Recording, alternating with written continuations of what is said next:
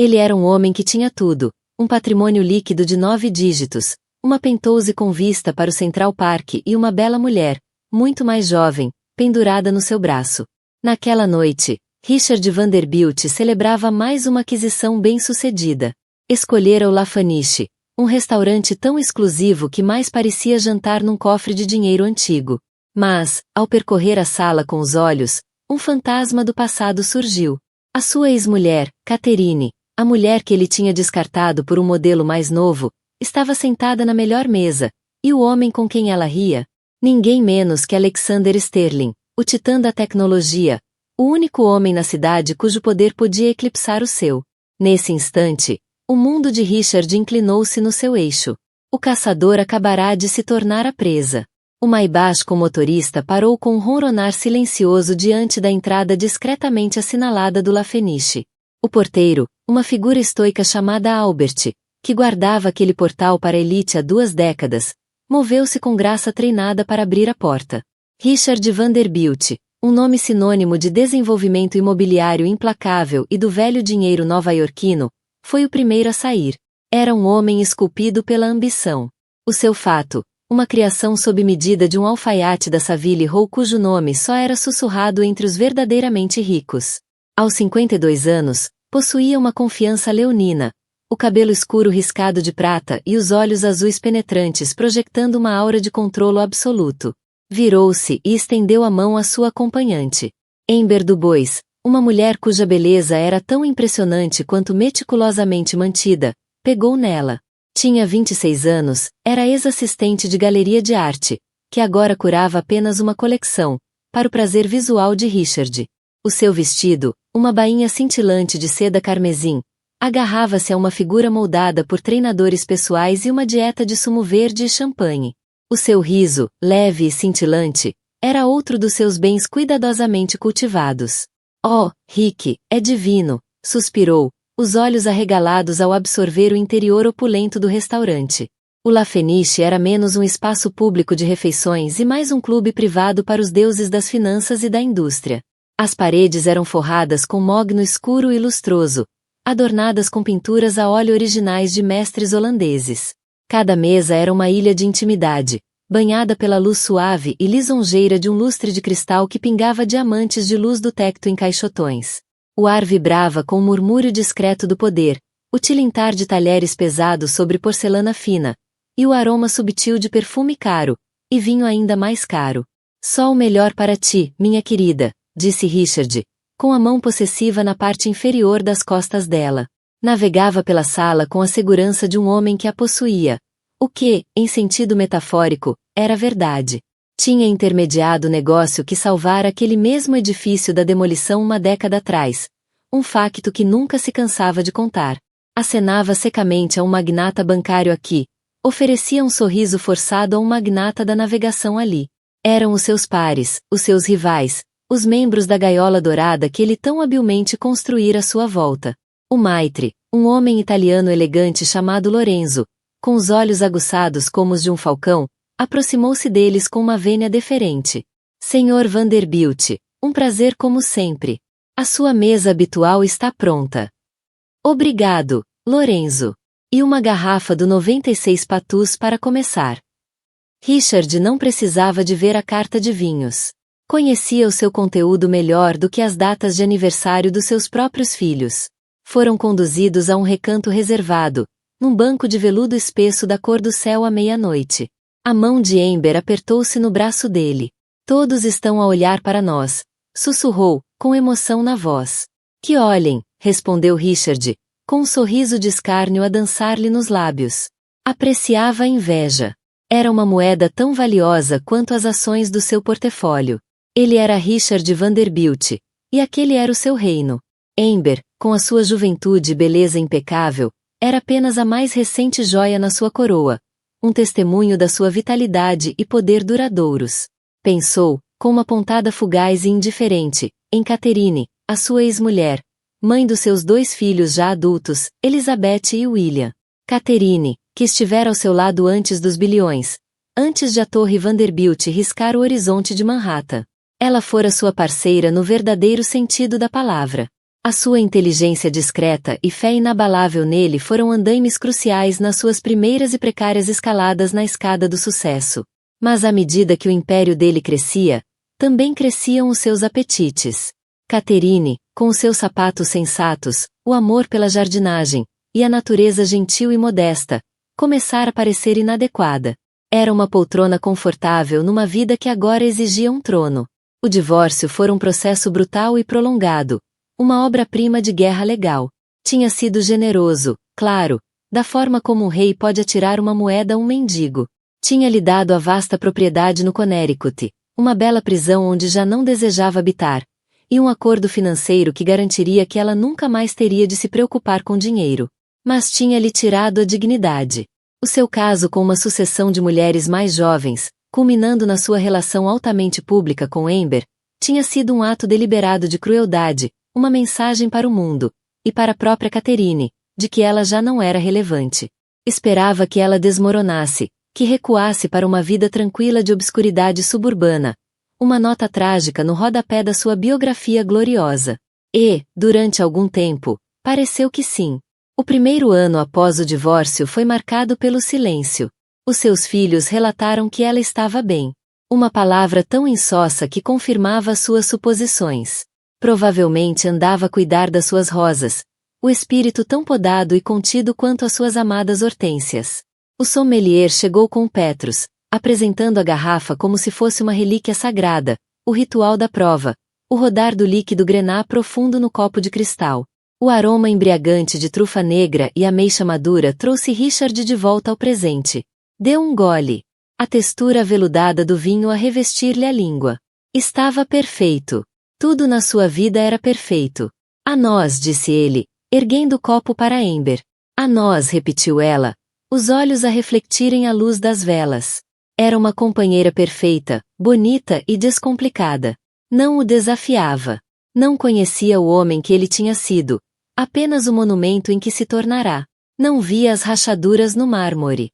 Reclinou-se no veludo espesso, o vinho a aquecer-lhe as veias. Sentia-se invencível, um imperador moderno no coliseu que escolhera. Estava prestes a entreter Amber com a história da sua mais recente conquista empresarial, uma aquisição hostil que deixará um rival em lágrimas, quando seu olhar se desviou pela sala. Foi um olhar casual, proprietário, o relance de um rei a inspecionar os súbditos, e então viu-a. Foi como uma falha na matriz, uma nota dissonante numa sinfonia perfeitamente composta. Na mesa mais cobiçada do restaurante, aquela aninhada numa discreta alcova com vista panorâmica sobre as luzes da cidade, estava sentada Catherine. Mas não era Catherine que ele se lembrava. A mulher que via não era a figura submissa e de coração partido que tinha pintado na sua mente. Esta Catherine era radiante. Não era o riso polido e contido a que estava habituado. Era uma gargalhada genuína e irrestrita, um som que enchia o espaço à sua volta com calor e vitalidade. A cabeça inclinada para trás, os olhos a brilharem com divertimento. Parecia vibrante, confiante e absolutamente, devastadoramente bela. Uma beleza que ele ou tinha esquecido, ou talvez nunca tivesse realmente visto. O choque foi um golpe físico que lhe tirou o fôlego. O Petrus na sua mão subitamente parecia chumbo. O seu mundo meticulosamente construído, pela primeira vez em muito tempo, parecia instável. Era como se uma personagem de um capítulo esquecido da sua vida tivesse entrado no palco errado, com o fato errado, a dizer as falas erradas. Rick, o que foi? A voz de Amber, normalmente um bálsamo reconfortante, era agora um zumbido irritante no seu ouvido. Pareces que viste um fantasma. De certa forma, vi, murmurou ele, os olhos ainda fixos na mesa da ex-mulher. Mas não era apenas a transformação de Catherine que o mantinha cativo. Era o homem que estava com ela. Era um homem que Richard conhecia não só pela reputação, mas também de vista. Alexander Sterling, o CEO da Aura, a revolucionária empresa tecnológica que estava a mudar a face da inteligência artificial. Sterling era o novo dinheiro, o prodígio do Vale do Silício que invadira Nova York e que agora era uma peça-chave no mundo de Richard. Era mais novo que Richard, nos seus finais de 40, com um rosto inteligente e marcado, um porte atlético que revelava manhãs disciplinadas no ginásio, e uma intensidade silenciosa que muitos achavam intimidante.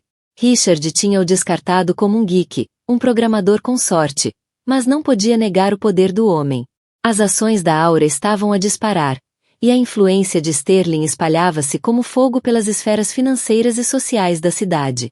Ele era o futuro, um futuro que Richard, com seu império imobiliário à moda antiga, começava a sentir como ameaça.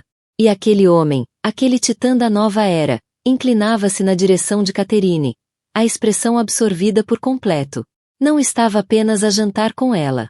Estava cativado por ela. Ouvia-a enquanto ela falava, os olhos sempre fixos no rosto dela. Ria das suas piadas. Estendeu a mão sobre a mesa e tocou-lhe brevemente e com suavidade na mão. Foi um gesto de tal intimidade natural que atravessou o coração de Richard com uma lança de ciúmes puros e sem filtro. A narrativa que tinha tão cuidadosamente construído para si próprio começou a desfazer-se. Catherine, a esposa descartada, a relíquia do seu passado, não deveria estar ali, no coração do seu reino. Aparecer uma deusa e a jantar com um homem que representava tudo o que ameaçava sua supremacia. Ela deveria estar em Connecticut, a cuidar das suas rosas, a lamentar a sua perda. É a Catherine? Perguntou Amber, a voz tingida de curiosidade e uma suspeita felina a despontar. Tinha visto fotos, claro, mas a mulher nas imagens era uma sombra pálida da criatura do outro lado da sala. Sim, disse Richard, a voz tensa. Está diferente. Amber observou, o tom cuidadoso, neutro. Sim. Repetiu a palavra, como uma pedra na garganta.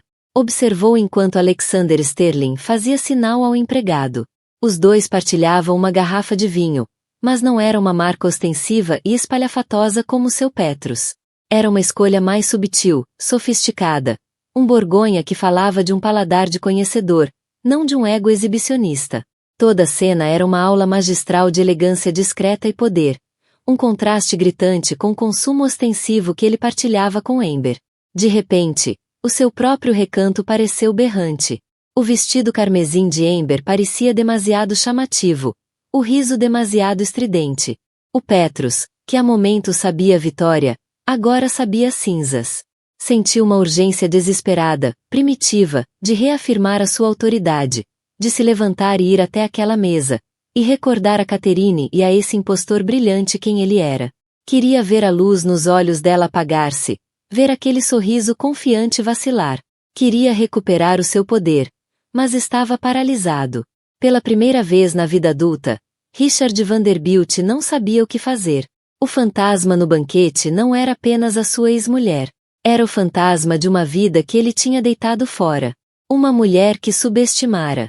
E um futuro que, de repente, se tornava assustadoramente incerto. O caçador a inspecionar o seu domínio de repente percebeu que não era o único predador na selva. E a presa que pensava ter deixado para morrer estava agora a jantar com um leão. O vasto e opulento espaço do Lafeniche subitamente pareceu claustrofóbico, o ar espesso de tensões não ditas. Richard viu-se incapaz de desviar o olhar da mesa de Catherine. Cada gargalhada partilhada com Alexander Sterling, cada olhar trocado era uma nova tortura. Dissecava a linguagem corporal deles com a concentração obsessiva de um general a estudar os movimentos do inimigo.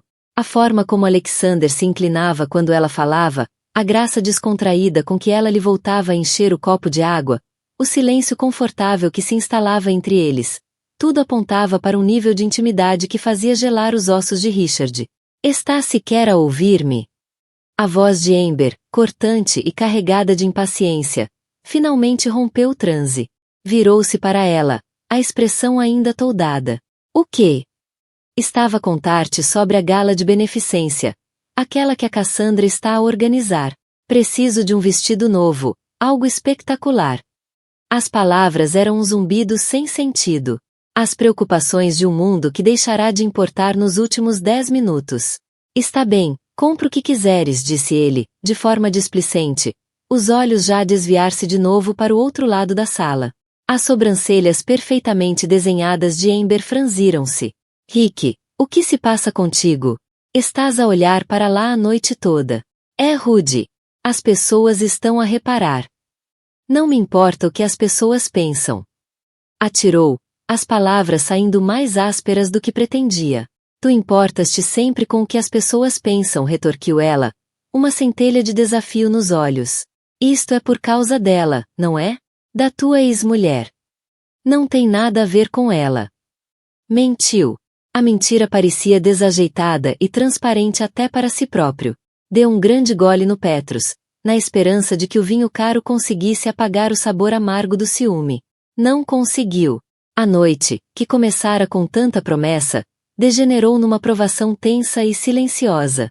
Richard remexia na comida, um linguado do Sol belamente preparado que bem podia ser cartão. Enquanto Amber se encerrava num silêncio amuado, o telefone erguido como escudo. A atmosfera na sua mesa era glacial, um contraste gritante com o calor e a convivialidade que emanavam da alcova no canto. Richard sentia uma raiva crescente e irracional. Como se atrevia ela a estar feliz? Como se atrevia a seguir em frente? Não apenas para uma nova vida, mas para uma melhor. Era uma traição à narrativa que ele tinha escrito para ela. Para ambos. Ela devia ser a figura trágica, a deixada para trás. Lorenzo, a alma da discrição, nem pestanejou. É o Sr. Alexander Sterling, senhor, da Aura. Eu sei quem ele é, disse Richard, sem emoção. É cliente habitual. O Sr. Sterling vem ocasionalmente. E a senhora? A senhora esteve cá com ele algumas vezes nos últimos meses. Últimos meses.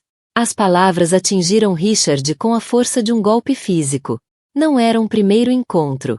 Era uma relação real, estabelecida, que se desenrolava mesmo debaixo do seu nariz, no coração da sua própria cidade.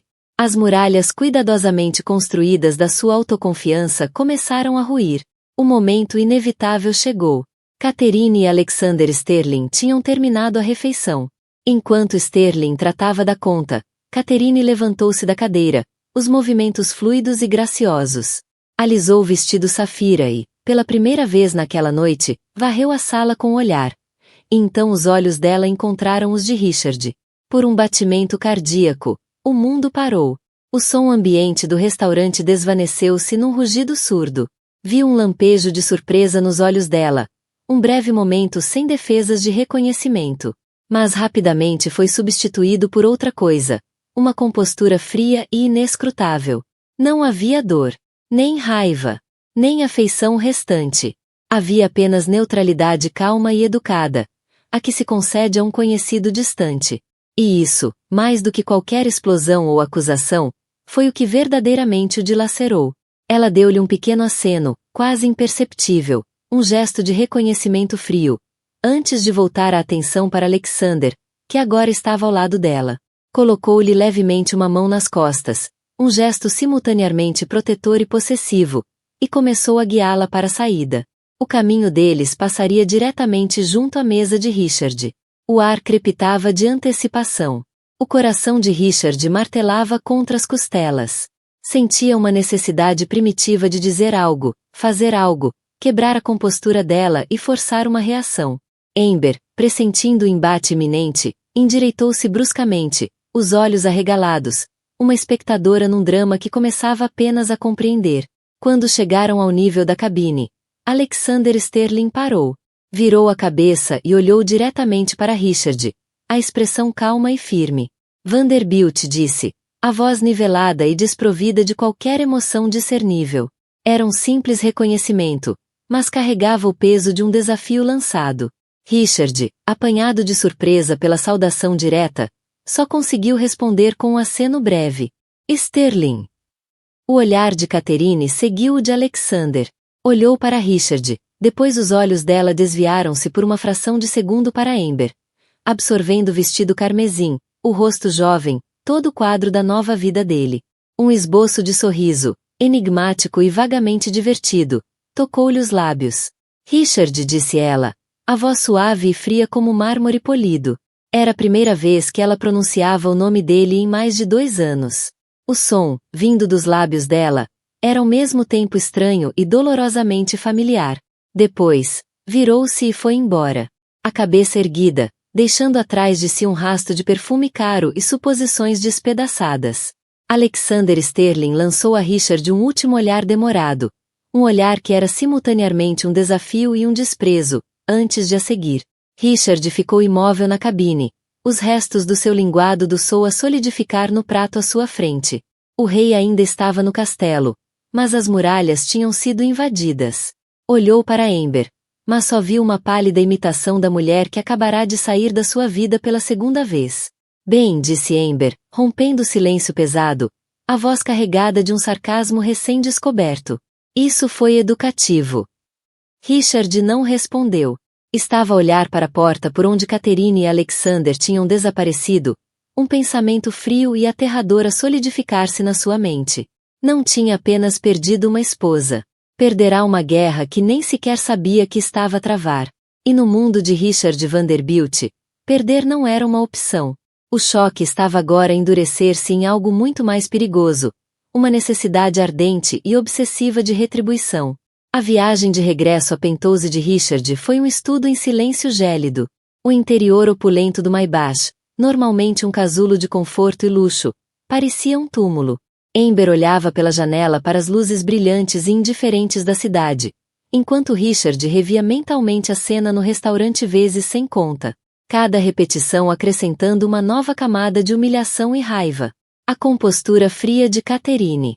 A atitude confiante de Sterling. A intimidade sem esforço entre os dois. Era tudo uma afronta pessoal, uma performance cuidadosamente orquestrada para o ridicularizar. Irritado, entrou no seu apartamento, atirando o casaco para cima de uma chaise longa e ridiculamente cara. O apartamento, um duplex espaçoso com vistas panorâmicas sobre o Central Park, era o seu santuário, um monumento ao seu sucesso. Mas naquela noite parecia oco, os vastos espaços vazios a ecoar a sua própria solidão interior. Preciso de uma bebida, anunciou para ninguém em particular. Caminhando até ao bar de tampo em mármore, ignorou os conhaques vintage e os whiskies single malt. Em vez disso, pegou numa garrafa de vodka, verteu uma dose generosa num copo de cristal, dispensando gelo ou misturador, e bebeu de um só trago ardente. Ember observava-o da ombreira da porta, os braços cruzados sobre o peito. A mulher mimada e birrenta do restaurante tinha sido substituída por alguém com um lado mais duro, mais calculista. Então, vais dizer-me o que foi aquilo? Perguntou, a voz cortante. Ou vais simplesmente embebedar-te até cair? Não foi nada, resmungou Richard, servindo outra bebida. Um encontro fortuito. Não significa nada.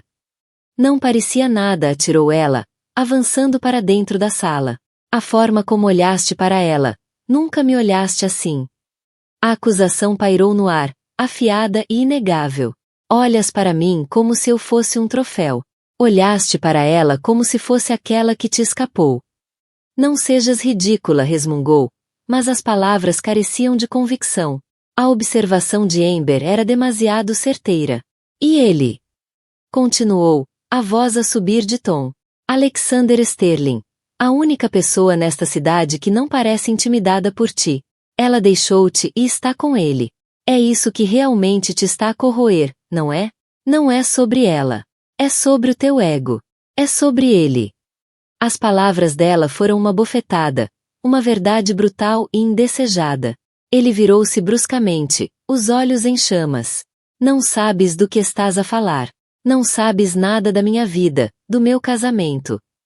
Sei o que vejo, gritou Ember, agora furiosa. Vejo um homem que pensava que tinha tudo, que pensava que podia simplesmente descartar uma mulher como um fato velho. E agora está a ter um colapso completo porque ela ousou ser feliz com outro. Com alguém melhor. A palavra melhor era um dardo envenenado. Sai, disse Richard, a voz baixa e perigosa. O quê? Disse. Sai, rugiu ele, apontando com o dedo trêmulo para a porta.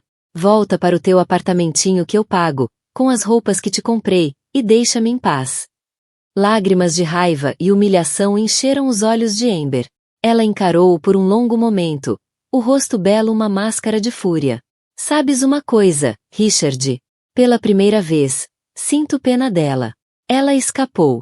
Eu estou apenas a viver na prisão de onde ela fugiu. Com isso, virou nos calcanhares, agarrou a carteira no balcão e saiu furiosamente, batendo a porta atrás de si com um estrondo que pareceu abalar todo o Penthouse. Sozinho na sala cavernosa, Richard afundou-se num sofá de couro, a raiva a esvair-se, deixando para trás um peso frio e opressivo. Amber tinha razão. A sua fúria era alimentada por um coquetel tóxico de orgulho ferido, ciúmes, e, o mais aterrador, uma crescente consciência da sua própria obsolescência. Sterling era o futuro. Ele era o passado. A aliança de Catherine com ele parecia uma declaração definitiva sobre a relevância de Richard. A sua mente, condicionada por décadas para tratar cada problema como um desafio empresarial, começou imediatamente a traçar estratégias. Precisava de informação. Precisava de influência. Precisava de entender a dinâmica desta nova realidade para poder encontrar uma forma de a desestabilizar. Pegou no telemóvel e marcou um número que não usava há anos. Pertencia a um homem chamado Harrison Vance, um investigador privado que operava nas zonas cinzentas da lei, especialista em desenterrar o tipo de sujeira capaz de arruinar reputações e derrubar impérios. Vance era caro, discreto e totalmente desprovido de escrúpulos. Vance respondeu uma voz rouca ao segundo toque. É o Vanderbilt. Houve uma breve pausa. Richard, já passou muito tempo. Suponho que não estás a ligar para recordar velhos tempos. Preciso de informações, Harrison, sobre duas pessoas. A minha ex-mulher, Catherine Vanderbilt, embora possa estar a usar o apelido de solteira, Davis, e um homem chamado Alexander Sterling. Sterling, da Aura. Vance soou intrigado. A voar alto nos dias de hoje. O que queres saber? Tudo, disse Richard, a voz num rosnar grave. A relação deles, como se conheceram, há quanto tempo se veem, as finanças dele, os negócios, qualquer vulnerabilidade. E dela. Quero saber o que tem feito nos últimos 2 anos. Cada detalhe. Quero saber quem são os amigos dela, onde vai, o que faz. Quero conhecê-la. Ele queria compreender a mulher em que ela se tornará. A mulher que conseguirá cativar um homem como Sterling. Precisava de encontrar a falha na armadura. A fraqueza que pudesse explorar. Isso é uma investigação profunda, Richard. Vai ser caro. Não me importa o custo, disse Richard, com o olhar fixo no horizonte da cidade. Quero isto feito. E quero que seja feito discretamente. Conheces-me, Richard. Discreto é o meu nome do meio. Depois de desligar, Richard sentiu um fio da antiga sensação de controlo a regressar. Estava a agir, a tomar a iniciativa. Mas enquanto olhava para a cidade que se estendia diante dele, um novo e desconfortável pensamento começou a formar-se. Por que é que Sterling estaria interessado em Catherine? Um homem como ele podia ter qualquer mulher que quisesse. Modelos, atrizes, socialites. Por que escolher uma mulher divorciada nos seus finais de 40? Uma mulher que o próprio Richard considerará indigna? Seria possível que houvesse mais do que apenas romance? Estaria Sterling a usá-la de alguma forma? O pensamento era ao mesmo tempo repulsivo e estranhamente reconfortante. Se Catherine fosse um peão num jogo maior, tudo faria sentido.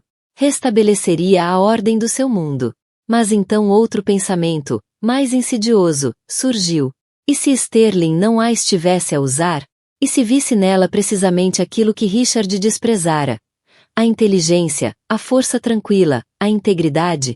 E se, na sua arrogância cega, ele tivesse deitado fora um diamante, apenas para o ver apanhado e polido por um olhar mais atento? O fio da sua vida meticulosamente ordenada tinha sido puxado e, enquanto Richard permanecia sozinho na sua gaiola dourada, sentia todo o tecido a começar a desfazer-se. A investigação sobre Catherine e Sterling já não era apenas uma recolha de informação. Era uma tentativa de costurar o seu mundo de novo, nem que para isso tivesse de destruir o deles.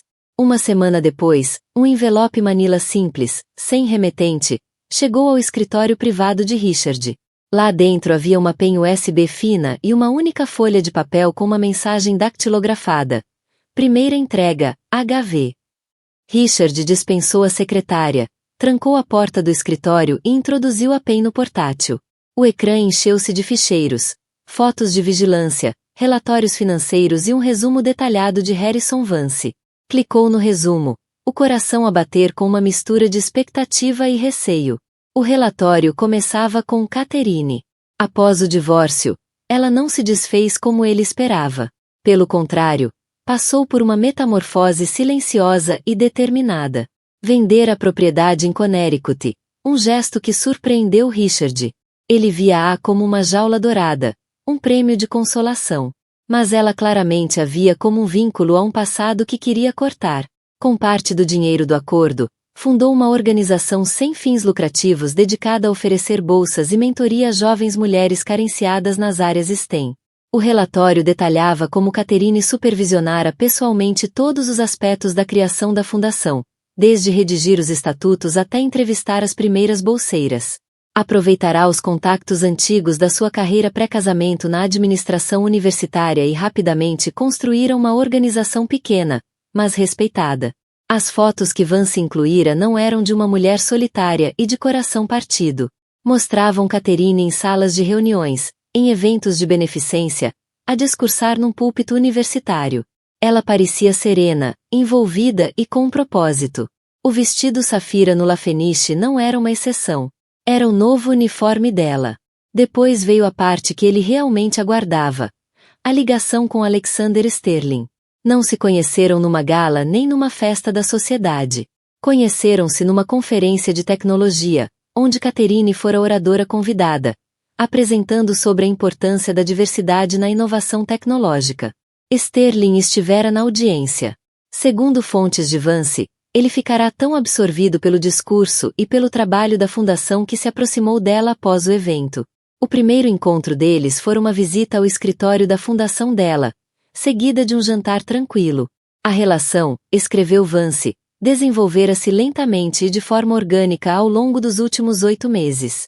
Era construída sobre respeito mútuo e interesses partilhados. Sterling era um doador importante da fundação, mas o envolvimento dele ia além do financeiro. Servia como conselheiro informal, conectando-a com figuras influentes no mundo da tecnologia e oferecendo mentorias bolseiras. Richard sentiu um sabor amargo na boca. Aquilo não era um caso escandaloso, nem uma jogada de poder cínica. Era uma parceria. Sterling não se sentia apenas atraído pelo novo glamour de Catherine. Estava atraído pela mente dela, pela paixão, pelo propósito. Exatamente as qualidades que Richard em tempos considerará banais e desinteressantes. Passou para os ficheiros sobre Sterling. As finanças eram, como esperado, astronômicas. A Aura era um colosso, com ações que pareciam desafiar a gravidade. Mas Vance escavara mais fundo, para além dos registros públicos, e mergulhara nas águas turvas dos negócios de Sterling. E ali encontrara algo interessante. A Aura estava na fase final de uma negociação secreta de alto risco para adquirir uma pequena, mas incrivelmente inovadora, empresa de robótica chamada Kinetic Dynamics. O negócio valia milhares de milhões e consolidaria o domínio da Aura no espaço da inteligência artificial e robótica na próxima década. A Kinetic Dynamics detinha patentes-chave que seriam revolucionárias se integradas com a plataforma da Aura. A aquisição era o projeto pai de Sterling, a pedra angular da sua estratégia de longo prazo. Richard inclinou-se para a frente, os olhos semicerrados. Conhecia a Kinetic Dynamics. Na verdade, uma subsidiária da Vanderbilt Properties detinha uma participação significativa, embora não maioritária, na empresa. Era um investimento legado, ao qual não prestava atenção há anos. Mas agora era uma arma. Uma ideia fria e brilhante começou a formar-se na sua mente. Como acionista importante, poderia potencialmente perturbar a aquisição. Podia levantar objeções, exigir um preço mais alto, reunir outros acionistas e enredar o negócio numa teia de complicações legais e financeiras. Podia tornar a vida de Sterling um inferno. Podia drená-lo, distraí-lo, talvez até matar o negócio por completo. Seria um golpe devastador para a Aura, e pessoalmente para Sterling. Era a vingança perfeita. Não era um ataque direto a Catherine, que seria confuso e podia sair-lhe caro. Isto era negócio. Era um movimento no campo de batalha corporativo, um mundo que conhecia e dominava. Atacaria Sterling onde este era mais vulnerável, a ambição, o legado.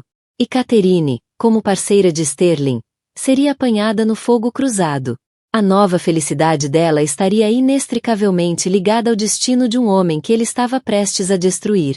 O plano era audacioso, implacável e profundamente satisfatório. Restaurava-lhe a sensação de controlo, a crença no seu próprio poder. Já não era o observador humilhado e passivo no restaurante. Era Richard Vanderbilt, o mestre dos cordéis, e estava prestes a começar a puxá-los. Pegou no telefone e ligou ao seu diretor de estratégia corporativa. David disse, a voz dura como aço. Quero que me tragas tudo o que temos sobre uma empresa chamada Kinetic Dynamics. Quero uma análise completa dos nossos direitos de acionista e uma lista de todos os outros grandes investidores. Vamos para a guerra. A decisão tomada trouxe-lhe uma sensação de calma. Mas ao olhar para a foto de Catherine no ecrã, sorridente, confiante, de pé num púlpito, um lampejo de dúvida picou-lhe a consciência. A mulher na foto era uma estranha, mas também era mãe dos seus filhos. A mulher que, um dia, partilhara os seus sonhos.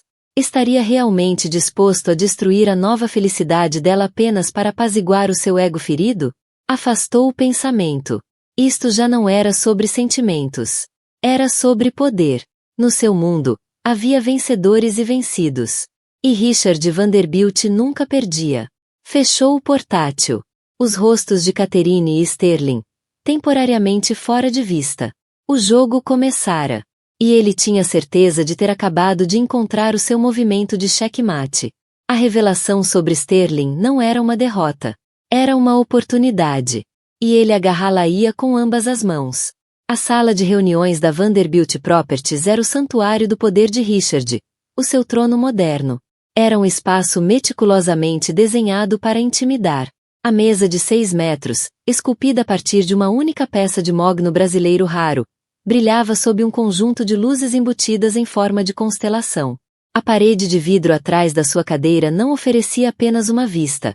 Apresentava a cidade como seu domínio, um mapa das suas conquistas. Antes da chegada de Alexander Sterling, Richard percorria a sala como uma pantera enjaulada, ajustando a posição de uma jarra de água por milímetros, alinhando com precisão o bloco de notas de couro à sua frente. Não estava apenas a preparar uma reunião. Estava a montar o palco para uma execução. A sua equipa jurídica assegurara-lhe que a sua posição era sólida. A moção para bloquear a venda da Kinetic Dynamics à Aura era uma obra-prima de jargão legal corporativo, cheia de negações plausíveis e argumentos financeiros aparentemente sólidos. Era uma declaração de guerra disfarçada de prudência empresarial. Na sua mente, o cenário era claro. Sterling chegaria zangado e provocador. Richard manter-se-ia calmo, imperial, uma muralha de procedimento corporativo.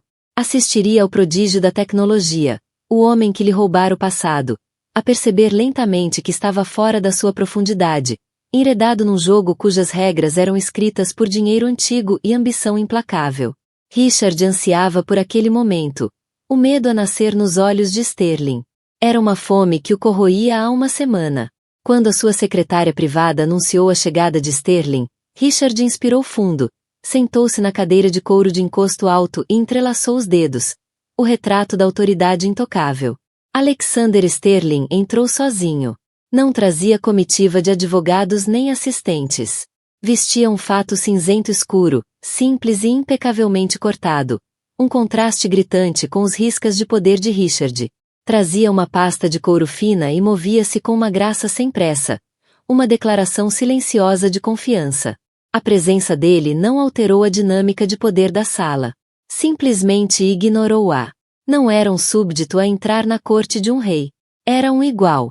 Caminhou até a extremidade oposta da mesa longa, parou por um momento, o olhar a percorrer a vista panorâmica, e depois voltou-se para Richard.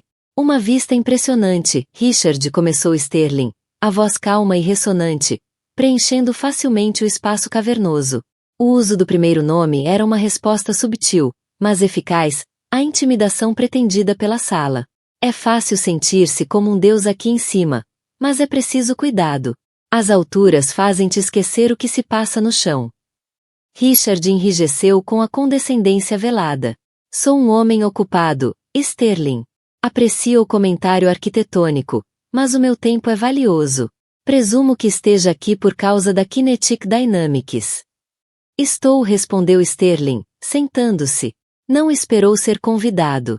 A sua moção para bloquear a aquisição é criativa. Muito jargão legal impressionante para dizer que quer causar problemas. Tenho um dever fiduciário para com os acionistas da minha empresa, recitou Richard, as palavras soando-lhe ocas até a si próprio. A sua oferta pela Kinetic, embora superficialmente atraente, subvaloriza o portfólio de patentes a longo prazo. Acredito que um processo de licitação mais competitivo traria maior retorno para todos. É apenas negócio. Sterling sustentou-lhe o olhar, um sorriso tênue, quase imperceptível, a brincar nos lábios. Não insultemos a inteligência um do outro, Richard. Isto não é sobre negócios, e ambos sabemos disso. Detém essa participação não controladora na Kinetic há 12 anos e nunca assistiu a uma única reunião de acionistas. Os seus próprios analistas recomendaram vendê-la há 2 anos. A sua súbita preocupação apaixonada com o portfólio de patentes apareceu exatamente 48 horas depois de me ver a jantar com a Catherine. A franqueza do ataque foi chocante. Richard esperava uma dança, uma troca de fintas e desvios. Sterling simplesmente caminhara até o centro do ringue e lançaram direto. Isso não tem nada a ver com a minha ex-mulher, rosnou Richard, a voz baixa e ameaçadora. E aconselho a deixá-la fora desta conversa. Não posso, disse Sterling. A voz agora perdera leveza e a endurecer como aço forjado. Porque ela é toda a razão desta conversa. Viste-a feliz, poderosa, e não conseguiste suportar isso. Não podias atacá-la diretamente. Isso pareceria mesquinho, até para ti. Então, vieste atrás de mim, usando as tuas ações na Kinetic como uma arma. Estás disposto a sabotar um negócio de vários milhares de milhões que é crucial para o futuro da tecnologia. Um negócio que, ironicamente, aumentaria significativamente o valor do teu próprio investimento. Tudo para acalmar o teu ego magoado e patético. Cada palavra era um dardo perfeitamente lançado, a perfurar a armadura cuidadosamente construída da autoimportância de Richard. És arrogante e presunçoso, cuspiu Richard, o rosto a corar. Entras a dançar na minha cidade, no meu mundo, e achas que me entendes? Achas que entendes a mulher com quem fui casado durante 25 anos? Não, concedeu Sterling, inclinando-se para a frente. Não finjo entender o homem que és. Mas passei os últimos 8 meses a conhecer a mulher que deitaste fora. Sei que ela é brilhante. Sei que é resiliente. E sei que é melhor estratega do que tu. Subestimaste-a antes. E estás a cometer o erro grave de a subestimar agora. Vês, achas que este é o teu jogo, a tua mesa. Fez um gesto para a extensão de mogno entre eles. Estás enganado. Tens jogado o jogo dela desde o momento em que entraste naquele restaurante. Estendeu a mão para a pasta de couro fina, retirou-a da mala, e empurrou-a com uma precisão deliberada sobre a superfície polida. Parou diretamente à frente de Richard. Antes de detonares esta granada que preparaste, achei que devias ver o raio da explosão. Achei que devias ver o tabuleiro. Com as mãos a tremer, Richard abriu a pasta. Na página de título lia-se, Centro Davis para Inovação, proposta para o Vestige Arts. O sangue gelou-lhe nas veias. O Vestige Arts, o enorme terreno industrial de 16 acres que devia ser o seu magnum opus, o seu projeto de legado. Tinha gasto milhões em lobistas, arquitetos e acordos de bastidores para o assegurar. O processo de licitação tinha sido secreto, brutal, e ele estava confiante de que a sua oferta final, submetida apenas no mês anterior, era imbatível. Folheou as páginas, o horror a aumentar a cada uma. Viu projetos arquitetônicos de um campus deslumbrante e moderno, uma harmonia de vidro, aço e espaços verdes. Viu uma proposta empresarial detalhada e visionária. Não era apenas mais uma torre de vidro sem alma com condomínios de luxo. Era um ecossistema simbiótico, uma parceria entre a Fundação Sem Fins Lucrativos de Catherine e um incubador tecnológico comercial. O plano prometia milhares de empregos bem pagos, parcerias educativas com universidades da cidade, e espaços públicos comunitários. Era o sonho de um promotor e o delírio de um político. Como? Sussurrou finalmente, olhando para Sterling, a mente em turbilhão. A licitação era selada. A minha oferta era imensa. A tua oferta era sobre dinheiro, explicou Sterling, a voz paciente, como a de um professor a explicar um problema complexo a um aluno lento. A de Catherine era sobre valor. Ela sabia que querias aquele terreno. Ouve-te a falar disso há uma década. Ela sabia que o teu plano era construir mais um monumento a ti mesmo, outro enclave estéril para a elite global. Por isso passou um ano a trabalhar silenciosamente numa ideia melhor. Ele detalhou a estratégia com precisão cirúrgica. Catherine aproveitará a reputação exemplar da fundação e os seus contactos acadêmicos. Reuniu-se pessoalmente com conselhos comunitários, ouviu as suas preocupações. Cativou os membros da Câmara Municipal que Richard tentará intimidar. Apresentou-lhes não um monte de dinheiro, mas uma visão para o futuro da cidade. Um futuro de inovação, não apenas de imobiliário vazio. O presidente da Câmara chamou a proposta dela o projeto de desenvolvimento urbano mais emocionante do século XXI. Sterling continuou, torcendo a faca. Enquanto estavas focado nas aquisições hostis e nas tuas namoradas troféu, Catherine estava a mudar a cidade. Os direitos de desenvolvimento do Vestige Arts foram atribuídos à Fundação Davis há 2 semanas. O anúncio é iminente. Richard sentiu o ar a sair-lhe dos pulmões. Estava tão consumido pelo seu ato mesquinho de vingança contra Sterling, que perderá o evento principal. Tinha montado uma armadilha para um coelho, sem perceber que uma matilha de lobos o cercava. E aqui está o golpe de mestre, disse Sterling, inclinando-se para o golpe final. O que achas que é o inquilino âncora do setor comercial do Centro Davis? A empresa principal que atrairá outros inovadores e validará todo o projeto. Fez uma pausa, deixando o silêncio alongar-se. É a Kinetic Dynamics. O laboratório principal de robótica ocupará os 3 edifícios centrais. Todo o modelo financeiro do Centro Davis, toda a visão de Catherine, assenta no sucesso da minha aquisição da Kinetic. O negócio é simbiótico. Os 2 projetos estão inextricavelmente ligados. A armadilha tinha sido acionada. A genialidade disso era de cortar a respiração, na sua crueldade. Se ele prosseguisse o ataque à aquisição de Sterling, não seria apenas um investidor ressentido. Seria o homem que, pessoalmente, publicamente e maliciosamente, destruíra o trabalho de vida da sua ex-mulher, a mãe dos seus filhos. Seria o torpedeador de um projeto querido da cidade, a confirmação viva de todas as caricaturas sobre ele, ganancioso, destrutivo, obsoleto. Não perderia apenas o negócio. Perderia tudo, a imagem pública, o pouco respeito que os filhos ainda tinham por ele, todo o seu legado. Estava em xeque-mate. Total e completamente. Ficou a olhar para os documentos, para o edifício elegante com o nome Davis gravado. Um nome que ela recuperara. Um nome agora sinônimo de visão e progresso. O que queres? Perguntou Richard, a voz num som seco e áspero que mal reconhecia como sendo seu. O bravado, a raiva, a arrogância, tudo evaporado. Restava apenas a fria e crua realidade da sua derrota. É simples, disse Sterling, a voz agora sem malícia. Apenas a calma da vitória absoluta. Vais ligar aos teus advogados e retirar a moção contra a aquisição da Kinetic. Sem condições. Depois, vais te afastar. O Vestige Arts já não é da tua conta. O Centro Davis já não é da tua conta. E Catherine, já não é da tua conta. Richard permaneceu imóvel durante o que pareceu uma eternidade. As luzes da cidade começaram a brilhar no crepúsculo lá fora. Já não símbolos do seu reino, mas pequenos olhos zombeteiros. Pensou em Catherine, não na mulher apagada que lembrava, mas na força da natureza que ultrapassara em todas as jogadas. Tentará enfiá-la numa caixa, e ela responderá redesenhando o horizonte da cidade. Finalmente, com uma inspiração lenta e esmagadora, fez um único aceno, quase imperceptível. Está bem. A palavra foi o epitáfio do seu reinado. Sterling levantou-se, objetivo alcançado. Recolheu a pasta, os movimentos precisos e eficientes. Caminhou até a porta, mas parou com a mão na maçaneta, virando-se para o homem destroçado à cabeceira da mesa. Sabes, Richard, em todo o tempo em que conheço a Catherine, nunca a ouvi falar mal de ti. A voz suavizou-se, com algo que talvez fosse pena.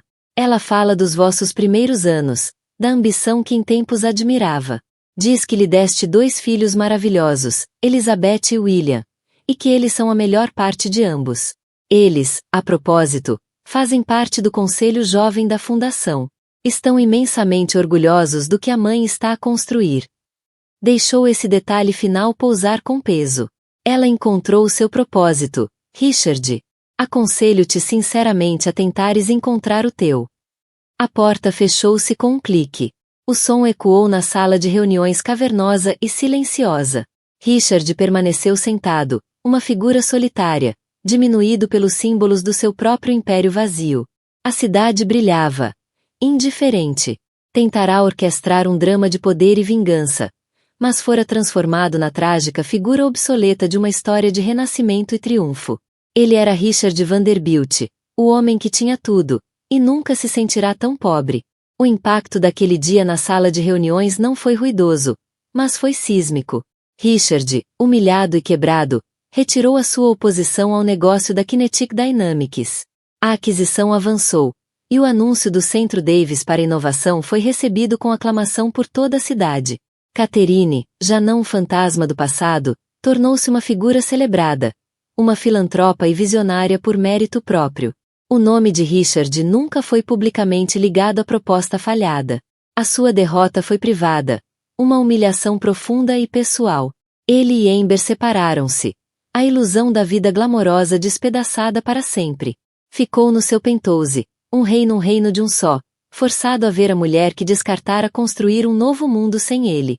Procurara uma confrontação dramática, uma forma de recuperar o poder, mas descobriu que o verdadeiro poder não está no controlo, mas na criação. Catherine e Alexander não se limitaram a vencer. Eles construíram algo melhor. O que acontece quando um homem que tem tudo descobre que nada do que tem valor? Esta história é um vislumbre desse despertar brutal. Se esta história de amor, perda e a vingança suprema de uma vida bem vivida te prendeu do início ao fim, clica em gosto. Partilha este vídeo com alguém que adore uma boa narrativa. E não te esqueças de te subscrever ao nosso canal para mais dramas da vida real que te deixarão à beira do assento. Ativa o sino de notificações para nunca perderes uma atualização. E tu, o que achas que o Richard devia fazer agora? Diz-nos nos comentários abaixo.